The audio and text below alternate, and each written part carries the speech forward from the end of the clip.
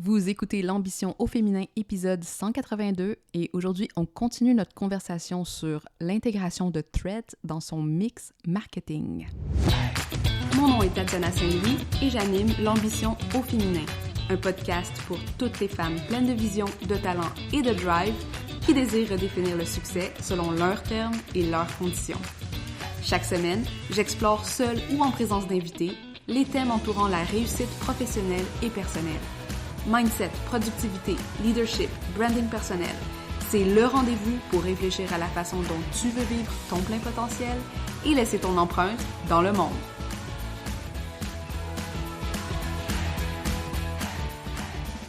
Salut les ambitieuses! Bienvenue dans cette deuxième partie où on va parler de mon joujou marketing des derniers temps qui est Threads.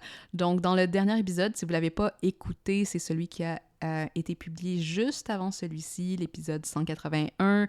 Je vous donne vraiment un aperçu très global de mon intégration, pourquoi j'ai intégré Threads dans ma stratégie de communication, de quelle façon aussi je sens que ça a un potentiel de m'aider à développer mon brand, surtout suite à certains changements que j'ai vus à travers mon utilisation de d'autres plateformes comme Instagram et LinkedIn, la propension du contenu écrit versus du contenu brandé. Je parle aussi de ce que je vois comme opportunité de créer des ponts à travers nos différentes plateformes dans notre écosystème de contenu. Et aujourd'hui, j'avais beaucoup d'autres choses à vous parler, spécifiquement en termes de mon expérience d'utilisatrice qui informe bien souvent les stratégies que je veux adopter parce que je suis ma propre étude de cas et je sais que quand je commence à utiliser une nouvelle plateforme, j'observe avec beaucoup d'intérêt mes comportements naturels sur cette plateforme parce que ça me permet de voir que, bon, je suis probablement pas une sur 1 milliard, genre, il doit y avoir plein de gens qui utilisent la plateforme de la même façon parce que, justement, ces plateformes-là sont bâties sur des intentions d'utilisation et nous guident à travers certains types d'utilisation. Puis, une fois qu'on prend conscience de comment nous, on l'utilise, on peut commencer à comprendre comment beaucoup d'autres personnes l'utilisent. Et si on a envie de suivre certaines de ces voies-là, si on a envie de modifier, si on a envie de pousser dans certaines directions, fait que ça nous donne des super bons indices sur comment l'utiliser dans notre propre marketing. Donc aujourd'hui, je vais vous parler de tout ça. Ceci dit, avant qu'on commence notre conversation, je vous annonce, rappelle, peu importe à quel point vous connaissez vous êtes au courant de ce qui se passe chez M. Damarque et dans mon univers. On est présentement en train de finaliser la cohorte de l'année pour le bootcamp Positionnement authentique qui va commencer début septembre, 8 semaines pour clarifier notre message de marque, créer justement des stratégies et des écosystèmes de contenu qui se parlent pour pouvoir atteindre nos clients idéaux et ensuite les amener à travailler avec nous. Naturellement, c'est ça qu'on veut. Donc, utiliser le contenu de façon intentionnelle.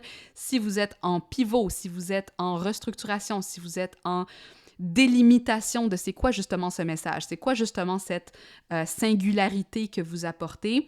Positionnement authentique, c'est un step-by-step à travers lequel je vous guide à plonger au cœur de votre message de marque, élaborer justement une relation que vous allez entretenir avec votre client à travers une stratégie de com basée sur le parcours de votre client.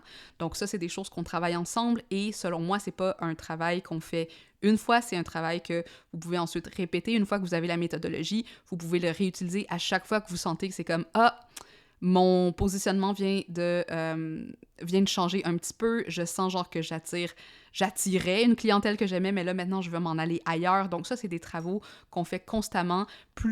Le plus longtemps on est entrepreneur, le plus de pivots on va être amené à faire, le plus de restructuration de notre positionnement ou reconfiguration de notre positionnement on va être amené à faire. Donc, si vous avez déjà fait un travail de positionnement, vous l'avez probablement fait d'une façon X, hein, mais si vous sentez genre que là, il n'y avait pas assez de clarté, c'était pas assez direct, ça convertit pas nécessairement les bons clients, ou si ça convertit pas de clients point, vous avez l'impression de vous épuiser avec des stratégies de contenu qui mènent nulle part, vous avez l'impression de vous battre contre une espèce de méga rocher où il y a tellement de compétition que c'est difficile de se faire voir puis de se faire entendre.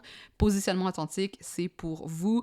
Donc, je vais mettre le lien dans les notes de cet épisode. Sinon, cherchez simplement Positionnement authentique sur mon site web, puis vous allez voir, on va commencer justement le bootcamp live à partir de début septembre, puis en général, les gens qui rentrent dans mon univers, déjà, ils me disent déjà, bon, je l'ai jamais fait de façon aussi profonde, aussi claire, ça m'a tellement aidé à clarifier, mais pas juste à clarifier, mais aussi à faire des meilleures offres de services, écrire des meilleures publications, mais aussi me sentir mieux, hein, me sentir plus assumée dans ce que j'ai envie de faire, ce que j'ai envie de montrer, le thought leadership que je veux incarner et la direction dans laquelle je veux amener mon entreprise. Donc, positionnement authentique, ça commence bientôt.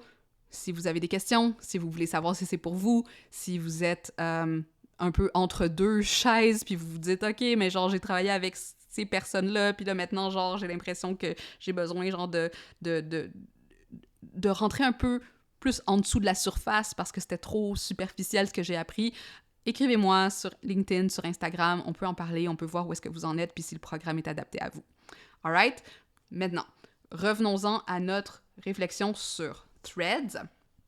Là où je vous avais laissé, c'était où je parlais justement de l'intégration des de nos différentes plateformes de contenu, pourquoi c'est important aussi de les réfléchir comme un tout, et pas juste comme, OK, ça c'est ma stratégie sur Threads, ça c'est ma stratégie sur Instagram, ça c'est ma stratégie de podcast, mais vraiment comment est-ce qu'elles se parlent toutes ensemble. Parce que selon mon expérience de la plateforme, comment je l'utilise, hein, j'expliquais que une fois que je vois un thread qui m'intéresse, puis ce qui est génial, c'est que je découvre de plus en plus de personnes que je ne connaissais pas parce que l'algorithme est encore en train, genre, de s'ajuster, puis parce que tout le monde n'est pas encore en train de créer sur la plateforme, donc il y a de l'espace pour se faire voir encore.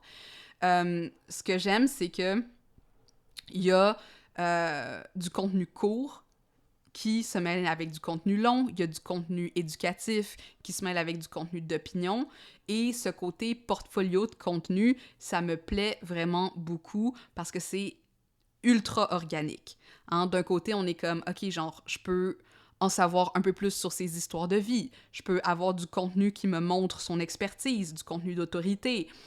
J'ai du contenu qui est un peu plus léger, comme l'autre fois, j'étais comme « Ah, ma série en ce moment, c'est Ripley », puis, tu sais, partager, genre, certains trucs comme ça. Mais encore une fois, il faut être intentionnel par rapport à ce qu'on partage. Mais c'est le fun d'avoir cette latitude-là de création. Je trouve que c'est beaucoup plus facile de devenir fan de quelqu'un sur Threads. On dirait qu'il y a moins d'engagement que par exemple être fan sur Instagram, mais ça, c'est moi. Et j'aime le côté binge du contenu où c'est comme je peux passer 10, 15, 20 minutes à lire genre tous les derniers threads de quelqu'un. Puis j'ai plusieurs personnes qui me disent que c'est un peu ça leur expérience. Elles vont me découvrir via une publication, puis après ça, c'est comme, OK, genre, j'en veux plus, puis ils deviennent rapidement des super fans. OK? Donc, il y a quelque chose ici qui est vraiment intéressant. Et de mon expérience aussi, puis quand je dis, genre, super fan, parce que moi aussi, je deviens des super fans, puis récemment, j'ai acheté de plusieurs créateurs et créatrices que j'ai découverts sur la plateforme grâce à, justement, du contenu bien positionné, bien écrit. Pas des gros montants pour le moment, mais j'ai vraiment eu des coups de cœur pour certaines personnes et ça n'a pas été long entre le moment où je lis leur premier thread puis le moment où je sors ma carte de crédit pour acheter quelque chose de leur part. Avant même de m'abonner à leur infolettre, parfois sans même m'abonner à leur Instagram, bien que, en général, mon processus, c'est je les trouve sur Threads, je vais voir leur Instagram ou leur plateforme. Tu sais, comme par exemple, je pense à une créatrice dont la plateforme principale, c'est TikTok, mais je suis quand même allée sur son Instagram parce que je pense pas tant que ça sur TikTok. Je trouve que c'est comme... c'est une place dangereuse où je perds des heures et des heures de ma vie, fait que j'essaie d'éviter cet endroit-là. Mais sur Instagram, tu sais, je suis capable de mettre des limites. Mais là, je suis allée voir sur son Instagram, je suis allée dans son lien en bio, j'ai lu un petit peu sur son site web. J'ai téléchargé son freebie et littéralement, entre le moment où j'ai téléchargé son freebie et où j'ai rejoint son membership ou whatever, il s'est passé 2 heures. OK? Genre, j'ai même pas eu besoin de lire le freebie au complet. J'étais comme, tu m'as déjà assez donné avec Threads, j'embarque. OK? Fait que ça, j'ai trouvé ça super intéressant. Tandis que d'autres, là, récemment, j'ai eu un appel exploratoire avec quelqu'un. Puis c'était comme, ton Threads est vraiment on point. J'ai un appel avec toi, mais bon, c'était un montant un peu plus conséquent, mettons. Donc, j'avais besoin d'un peu plus de temps pour réfléchir. Mais ce que je veux dire, c'est que ça peut aller vraiment vite quand on utilise le contenu de la bonne façon et quand on a justement cet écosystème qui fonctionne en amont pour nous autres. Ce que je trouve aussi, c'est que la newsletter, c'est encore une place de choix pour la conversion. Parce que ce que j'ai remarqué, c'est que souvent, c'est difficile de cliquer sur le lien en bio sur Threads. Fait qu'on va être obligé de passer via Instagram ou via une autre plateforme. Donc, c'est important ici, si on est pour utiliser Threads, d'avoir quand même une présence Instagram qui est intentionnelle, qui est bien faite, dans laquelle on n'a pas juste un compte aux oubliettes, un compte assez actif. Parce que les deux se nourrissent. C'est à utiliser en synergie. Puis, tu sais, juste un autre exemple sur pourquoi la newsletter reste quand même importante dans cet écosystème-là, c'est que, exemple, ça faisait 4 jours que je recevais des invitations à rejoindre un webinaire par une des créatrices que j'avais découvert sur Threads. Donc, je l'avais découvert sur Threads, j'avais vu son Instagram, puis je me suis dit, you know what, Instagram, c'est trop busy, je vais m'abonner à son infolettre. Ou je sais pas, genre, est-ce que je m'étais abonnée à son freebie? Non. Je vais m'abonner à son infolettre parce qu'elle disait qu'elle allait annoncer un webinaire ou je sais pas quoi. Puis finalement, bon, elle annonce son webinaire, puis je laisse ça passer. Mais parce que je suis active sur Threads, parce que je crée du contenu, je consomme aussi beaucoup de contenu, j'ai ignoré la majorité de ses courriels jusqu'à ce que je lise un de ses threads qui m'a beaucoup accroché et dans lequel elle parlait de cette masterclass-là. Donc, comme le lien était... je sais pas, j'ai même pas regardé si le lien était en bio, je sais juste qu'elle avait envoyé un courriel à ce sujet-là et je l'avais mis je l'avais supprimé ou quelque chose, mais quand j'ai lu son thread, puis qu'elle a parlé de la masterclass, puis qu'elle a parlé de ce qu'elle allait faire dedans, je suis retournée dans mes courriels, je suis allée le sortir de la corbeille et je me suis inscrite à son webinaire. Et ce webinaire a mené à un appel exploratoire ou je sais pas quoi. Donc, ce qui est intéressant ici, c'est de voir que il n'y a pas trop de répétition, hein? Puis notre audience n'est pas à une seule place. Notre audience est capable de bouger de plateforme en plateforme.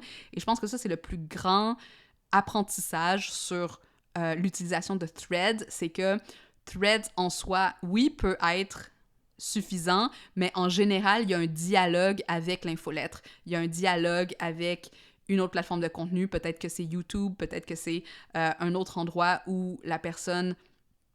partage des choses un peu plus longues, un peu plus charnues, et dans lesquelles il y a des événements de conversion.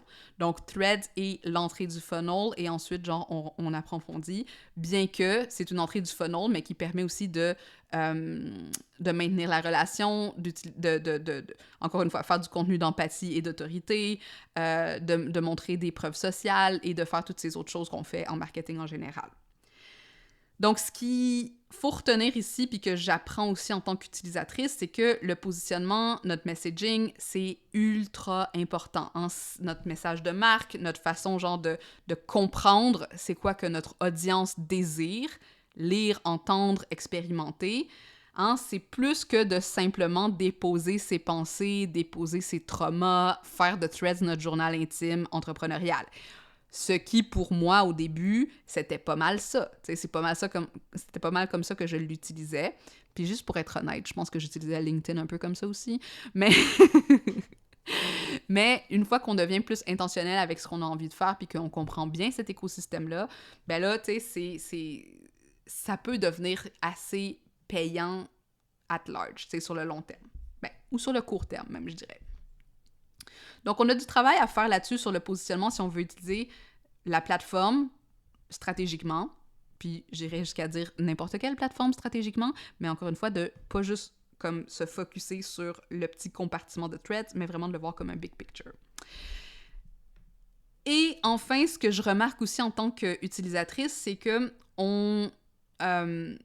il y a quand même encore beaucoup de formules gagnantes. Hein? Il y a quand même des procédés très... je pense que c'est le mot formule là, qui me vient en tête, formulaïque, où on va utiliser des hooks qui sont courts, parce que ce qui est intéressant avec le thread, c'est que, bon, on a un nombre de caractères limité pour le premier thread, ensuite on passe au second thread qui va être visible, souvent sur le profil, mais pas nécessairement visible sur le fil. Et on peut avoir une infinité de threads, je sais pas c'est quoi la limite, mais moi je suis déjà allée jusqu'à 15, 13 threads supplémentaires en réponse à mon thread principal. Fait qu'il y a des choses qu'on peut faire naturellement au niveau de où on coupe le contenu pour générer de la curiosité, de l'intrigue, de l'intention. Et donc, tous les procédés de storytelling, tous les procédés de copywriting restent importants à connaître et à savoir utiliser par rapport à notre positionnement spécifique. Puis là, tu sais, je prends mon exemple de mon thread qui a eu 100... Là, on est rendu à genre 120 000 vues ou quelque chose comme ça. Ce thread-là commençait par... On m'a souvent reproché d'être arrogante, que je manquais d'humilité, ça m'a hantée, personne ne veut être arrogante. Alors j'ai commencé à laisser les autres parler avant moi, j'ai ajouté des peut-être que si, je veux pas avoir l'air de dire dans mon langage. Je me proposais plus en premier quand on cherchait quelqu'un pour mener. Et puis un jour, j'ai réalisé que le feu que je ressentais dans mon ventre quand je me mordais la langue n'était pas de l'humilité. Donc ça, c'était le premier d'une série de 4 séquences, d'une séquence de 4.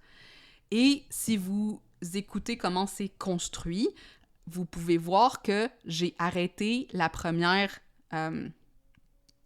section juste après un moment d'intrigue. Hein? Et puis un jour, j'ai réalisé que là, il y a comme une étincelle entre l'état initial et l'état transformé.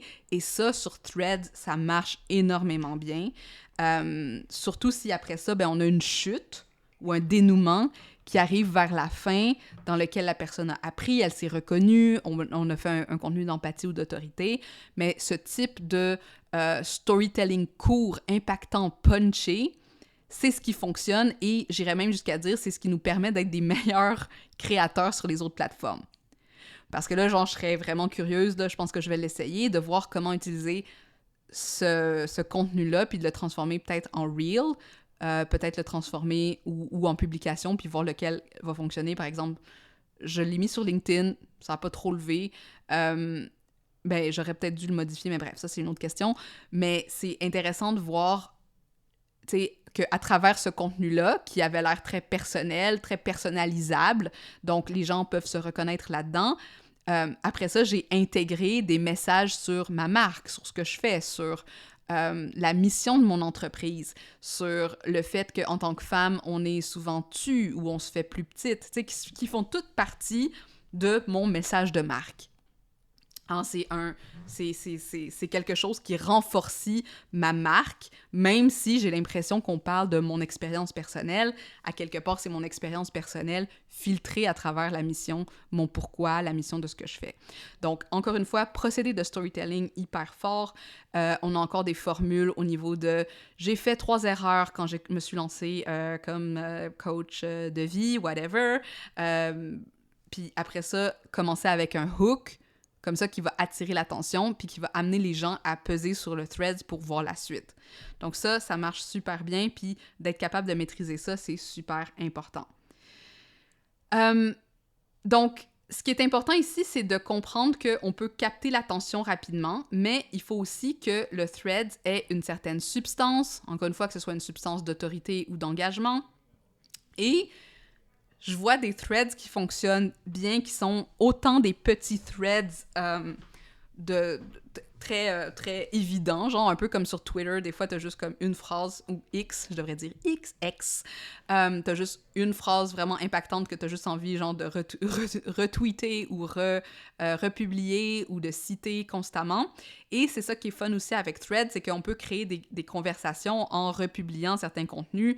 J'aime beaucoup republier le contenu des autres et ajouter mon commentaire, ma réflexion.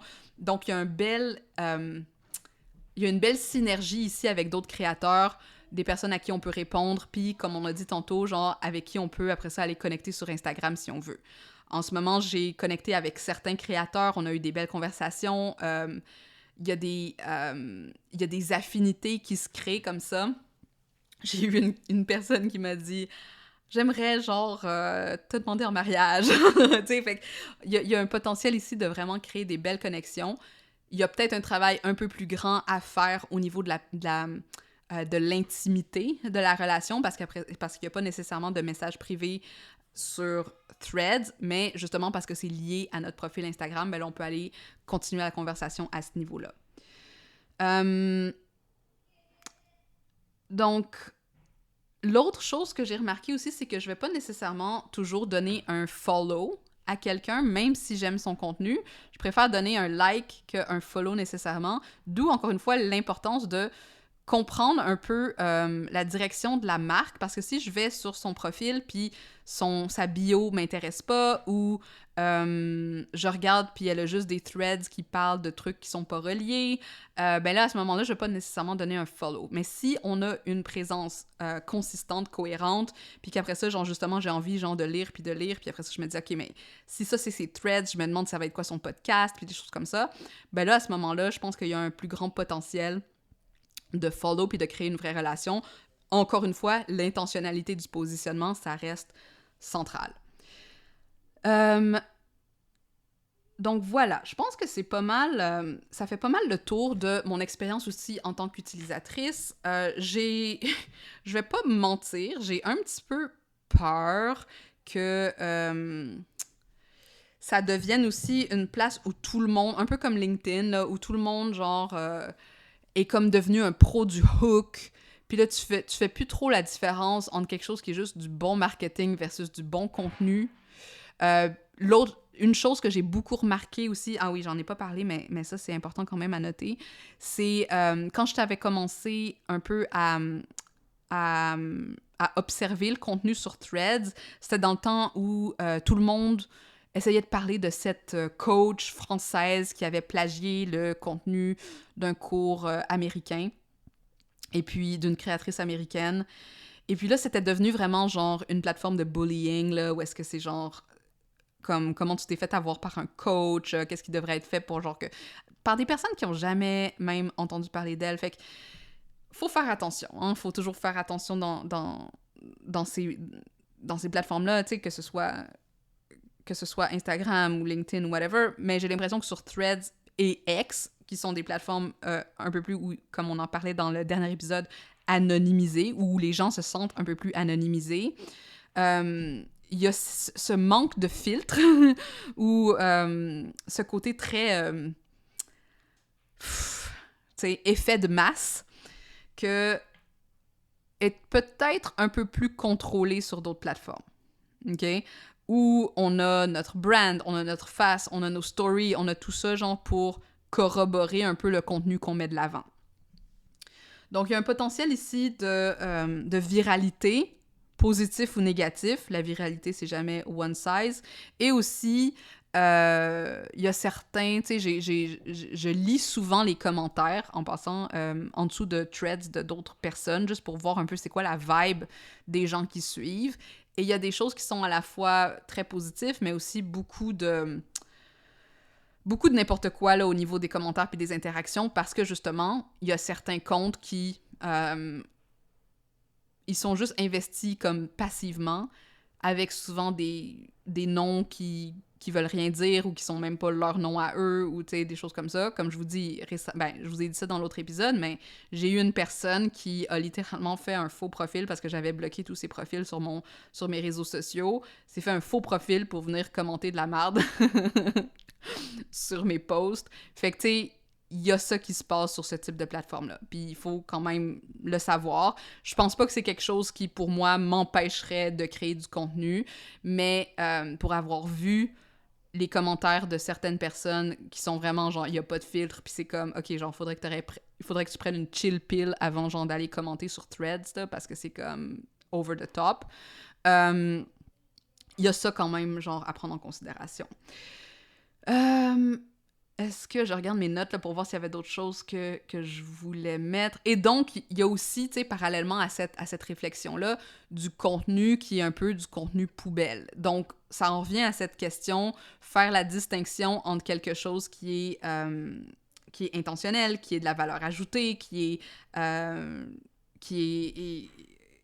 pas du plagiat, parce que ça, j'en vois aussi beaucoup, des gens qui réécrivent des threads ou qui littéralement les copie-collent comme si c'était eux qui les avaient écrits sans les citer ou quoi que ce soit. Ça, il y a beaucoup de ça. J'ai vu beaucoup aussi de... Comment ils appellent ça maintenant? MRR.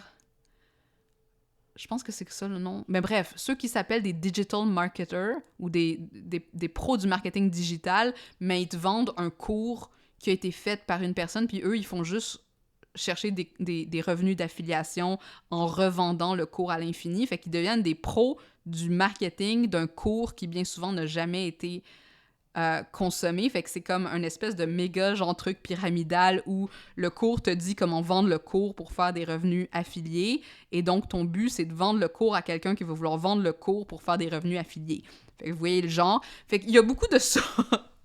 Il y a beaucoup de ça qui se passe aussi sur Threads. C'est pas tout rose, c'est pas tout nice, c'est pas genre la joie et la communauté et le support et le soutien de part et d'autre.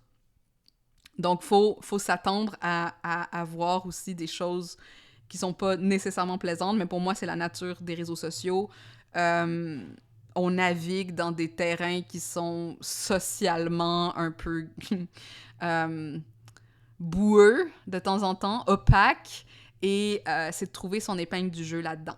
Donc, ma conclusion pour le moment, c'est Threads, ça me plaît parce que ça fluidifie ma créativité. J'ai l'impression de rencontrer des nouvelles personnes, d'être dans un nouveau bassin et donc de percer la bulle dans laquelle je me sentais étouffée sur d'autres réseaux sociaux comme Instagram et LinkedIn qui commençaient à avoir cette espèce de charge inertique où c'est tout le temps les mêmes choses, de la même façon, qui se passe tout le temps, qui disent les mêmes choses.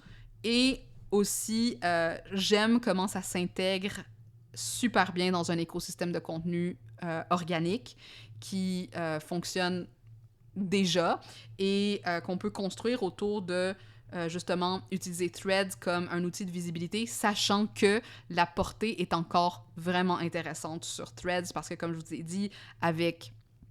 un petit nombre d'abonnés, on peut facilement aller chercher 2, 3, 4 fois notre nombre d'abonnés en termes de vues avec un contenu qui est pas nécessaire, qui demande pas nécessairement d'investir beaucoup de temps en production, comme si on devait faire des photoshoots ou des vidéos ou des carousels ou des choses comme ça. Et d'un autre côté, ben, il faut s'attendre aussi à voir, ben, est-ce qu'on est intentionnel dans notre parcours client pour voir, ben, on veut pas que ce soit juste une autre plateforme où on perd notre temps à publier du contenu, puis ça se perd, puis ça devient juste un autre trou de notre énergie et de notre temps. Mais quand c'est bien fait, quand c'est bien élaboré, puis c'est ça que je vous racontais dans cet épisode, on peut facilement et rapidement aller de découverte à conversion à travers du contenu bien positionné. Donc, j'espère que ces partages vont avoir contribué à la réflexion dans votre propre écosystème de contenu. Comme je pense que si vous connaissez mon approche, vous savez que pour moi, travailler son marketing, travailler sa visibilité, travailler son bien-être entrepreneurial, ça doit être fait de façon holistique, avec le big picture en tête, autant au niveau de notre création de contenu que de notre relation avec notre client ou les comportements qu'on comprend qu'il peut avoir sur une certaine plateforme.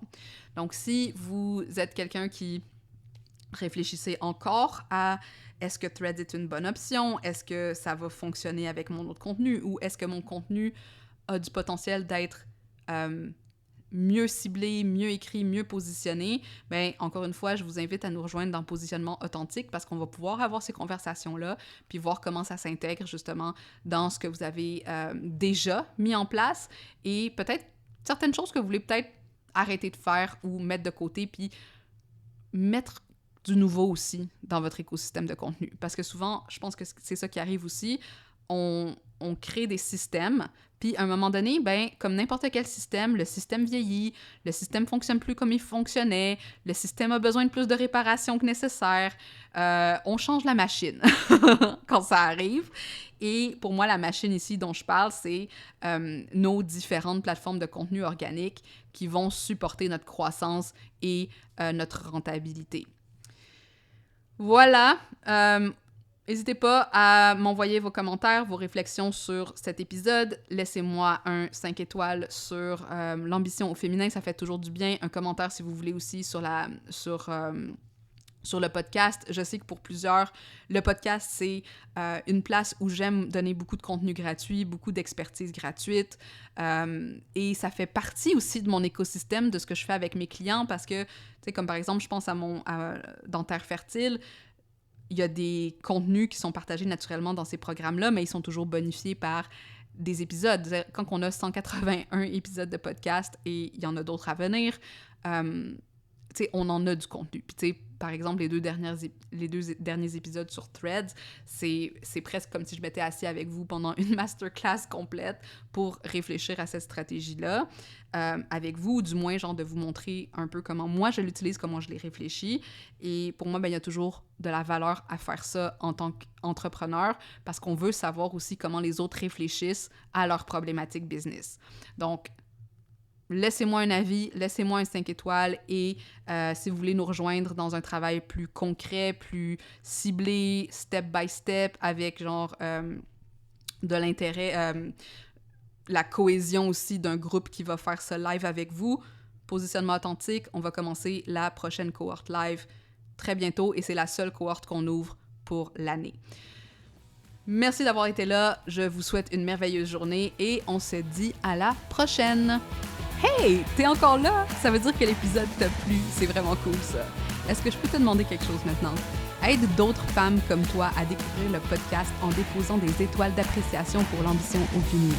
Sur Apple Podcast, c'est facile, défile tout en bas de la page de l'émission où tu vois les avis et tape sur le 5 étoiles pour faire exploser mon cœur de joie. Sur Spotify, c'est encore plus simple. Navigue sur la page du balado et tape l'icône en étoile en bas de la description. Merci d'avance, je t'apprécie beaucoup.